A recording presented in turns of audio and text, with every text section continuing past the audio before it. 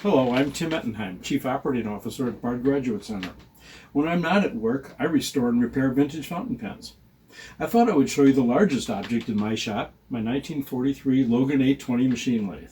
I think I'm its fourth loving owner in 78 years. A lathe is a geared machine that generates great force spinning a workpiece against a cutting tool and turning it precisely round. This pre-digital, pre-electronic machine can cut any hard material to within 1/1000th of an inch, time after time after time. Why is this important? Roundness makes industry work.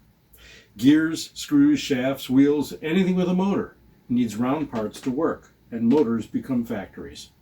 Even in my little shop, where I use the lathe to cut hard rubber like this, to make parts for replacements for broken parts. It's the only way to recreate how a pen was made and bring an old pen like this back to life.